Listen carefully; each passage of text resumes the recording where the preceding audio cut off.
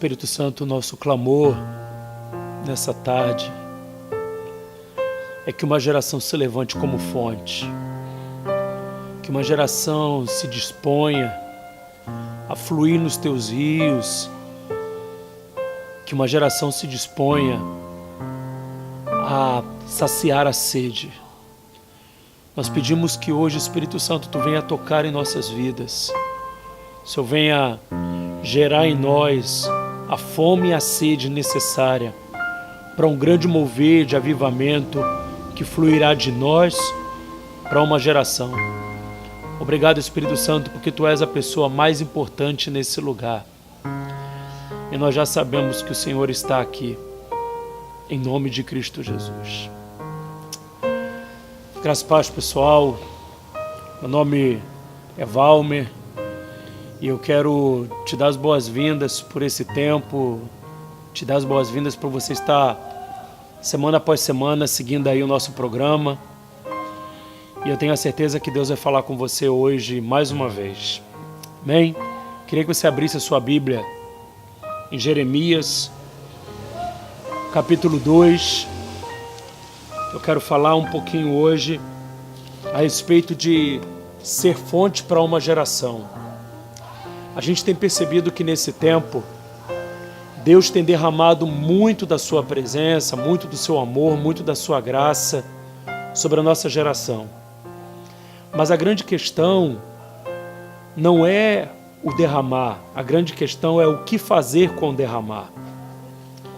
E hoje eu quero compartilhar uma inquietação do meu coração com você, porque eu tenho visto muitas pessoas recebendo muito de Deus. Sabe, em todo o tempo que eu tenho servido ao Senhor, eu nunca vi Deus fazer tanta coisa na vida de pessoas, Deus curando pessoas, Deus restaurando pessoas, alinhando, ajustando pessoas ao seu propósito, Deus derramando verdadeiramente do seu rio. Mas o que fazer com esse rio? O que fazer com essas águas? E eu quero te dar um conselho hoje, para que você não caia no mesmo erro que a nação de Israel caiu um dia. Amém? Jeremias capítulo 2. A palavra diz assim, no versículo 13: Pois meu povo cometeu 2 males. Eles me abandonaram, a fonte de água viva, e cavaram para si cisternas perfuradas, incapazes de reter água. Em outras versões, diz cisternas rotas. E a palavra que Deus tem gerado dentro de mim é que muitas vezes a gente, ao invés de continuar a fluir o rio, sendo um canal de Deus, um canal da fonte, a gente vira cisterna. E a gente tem visto aí, pelo menos no nosso contexto de Rio de Janeiro, que água parada dá muita coisa que não presta, né? E talvez na sua vida esteja assim. Talvez você esteja retendo água, e essas águas retidas dentro de você, ela não tem gerado a vida que você esperava. Talvez ela não tenha gerado o resultado que você desejava. Mas por quê? Porque as águas que Deus derrama sobre nós, elas não devem ficar retidas na nossa vida. Elas não devem se manter dentro de nós. Essas águas devem fluir para a vida de outras pessoas. Água parada no contexto do Rio de Janeiro, da dengue. E quantas vezes na sua vida as águas de Deus estão paradas? Porque você insiste em permanecer numa posição que Deus não tem te chamado, que é de ser apenas alguém que recebe. Não. Deus tem chamado você também para dar. E é o interessante que quando a gente está somente na posição de receber, eu preciso, eu quero, e a gente percebe que tem muitas pessoas que precisam muito mais do que nós. Mas quando você fica nessa posição somente de receber, você cai no perigo de se tornar alguém estagnado. E todas as pessoas que ficam estagnadas, elas acabam se acostumando com as águas de Deus e elas acabam rachando, né? Dando vazão a pecados, a maus costumes, que se o rio de Deus estivesse fluindo, o rio com certeza estaria mudando. E essas pessoas, elas começam a se tornar cisternas, mas não cisternas que vão liberar águas, mas cisternas perfuradas, cisternas rotas. Será que você se encontra dessa maneira, como uma cisterna rota? Eu quero te mostrar uma outra visão daquilo que Deus quer. Deus não quer que as águas fiquem retidas em você, e eu quero que você siga o exemplo de Jesus.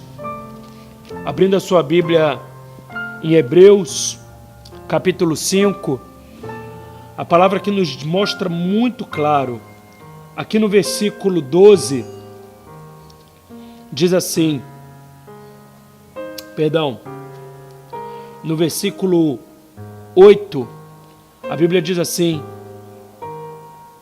embora fosse o filho, aprendeu a obedecer por meio dos sofrimentos, e depois de ter alcançado seu alvo. A grande questão dessa geração que estamos vivendo, querido, é que elas não têm um alvo em Deus. Qual é o propósito de Deus para a sua vida? O propósito de Deus é que você deixe de ser cisterna e passe a ser uma continuação da fonte. Eu não esqueço, numa certa vez que nós estávamos lá em Israel, e a pessoa que estava nos guiando, ela nos levou até o lugar onde Pedro recebeu aquela palavra de Jesus, que sobre esse fundamento, Jesus sendo a pedra angular, que a igreja estaria sendo estabelecida. Mas o interessante é que Jesus diz para Pedro: Pedro, você também é pedra. Mas não é a pedra de fundamento. Pedro era a continuação da pedra de fundamento. Deus quer fazer você a continuidade de Jesus. Se Jesus é a fonte de água viva, Deus quer fazer você a continuação, a continuidade dele, que é a fonte. Mas olha só o que diz aqui: para que possamos ser semelhantes a Jesus, primeiramente precisamos aprender a obedecer. Deus está dizendo hoje para você, querido, obedeça.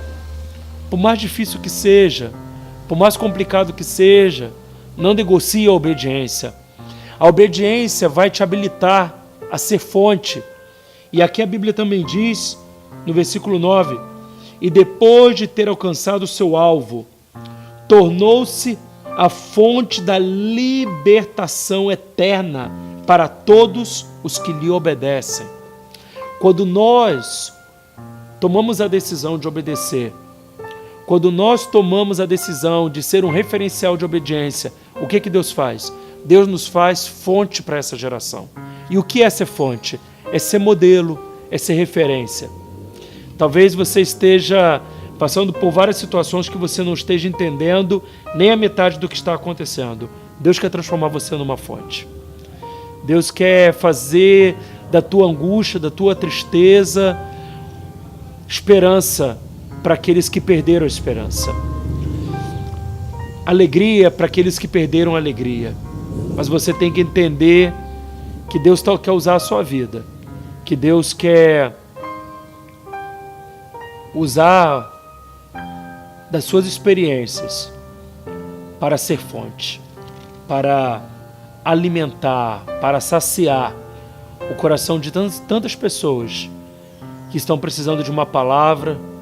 E você pode dizer aí na sua condição: eu também preciso de uma palavra, com certeza. Mas quando Jesus pegou nas mãos 5 pães e 2 peixinhos, Jesus não reteve o pouco que ele tinha. Jesus, ele abençoou, pediu ao Pai que abençoasse, e no momento que Jesus começou a dividir, Jesus recebeu o grande milagre na sua vida, que era o milagre da multiplicação. Talvez você queira que Deus multiplique milagres, que Deus multiplique pães, que Deus multiplique testemunhos. Como? Se nós não nos colocamos à disposição dele para multiplicar o pouco que temos recebido. O pouco que você tem talvez seja a resposta para tantas pessoas que não têm nada, para tantas pessoas que estão precisando de fonte. Você é a fonte. E eu queria que nesse momento Você colocasse a mão no seu coração e você tomasse a decisão. Senhor, eu quero ser fonte também. Eu quero ser a extensão do teu reino. Eu quero ser a extensão do teu coração. Eu quero ser a extensão do teu caráter. Eu quero ser a extensão da grande obra que o Senhor está fazendo nesse tempo. Eu quero ser a extensão do milagre que as pessoas precisam. Amém? Coloca a mão no seu coração agora. Ore comigo. Espírito Santo de Deus. Nós vemos Jesus aí sendo transformado dia após dia em fonte. E nós também queremos. Mas o grande modelo de Jesus para a transformação foi a obediência. E nós queremos tomar a decisão hoje de obedecer, custe o que custar. De estar no centro da tua vontade, de estar debaixo da tua chuva. Porque nós temos a certeza que quando nós decidirmos obedecer, quando decidirmos não negociar a tua vontade, com certeza o teu fluir descerá sobre nós e com certeza muitos poderão provar das tuas águas através de nós. Espírito Santo, tira-nos da zona de conforto, tira-nos dessa zona onde o egoísmo, nos paralisa, nos faz estagnar. Nós não queremos estar assim. Nós queremos hoje tomar a decisão de ser uma referência de transformação para essa geração. Nós queremos saciar a sede das pessoas de esperança, de libertação, mas nós primeiramente precisamos ser curados. E quando o Senhor quer curar alguém, a primeira coisa que o Senhor faz é desafiar esse indivíduo, essa pessoa, a fazer aquilo que ele não está acostumado, a fazer aquilo que ele não quer, a fazer aquilo que ele se acha incapaz. Espírito Santo, a incapacidade não provém de ti. Então eu já quero liberar sobre a pessoa que está me ouvindo, que ela seja capacitada por ti. Que ela hoje tome a decisão de passar pelo que for, entendendo que de todas essas coisas o Senhor vai suscitar esperança para pessoas no futuro. Que a minha vida, que o meu sacrifício sirva de esperança. Que a vida dessa pessoa que está me ouvindo sirva de esperança, sirva de inspiração para aqueles que precisam. Ah, Senhor, a coisa que nós mais queremos hoje é servir de inspiração para aqueles que perderam o alvo, que perderam a visão. Porque aquele que começou a boa obra, esse há de completar até o dia de Cristo Jesus. Te agradecemos, Senhor, em nome de Jesus. Amém, querido? Que você possa hoje deixar de ser uma cisterna rota e você tome a decisão de ser uma fonte, porque você é a extensão de Jesus, você é a extensão do reino. Que o Senhor te abençoe. Graça e paz.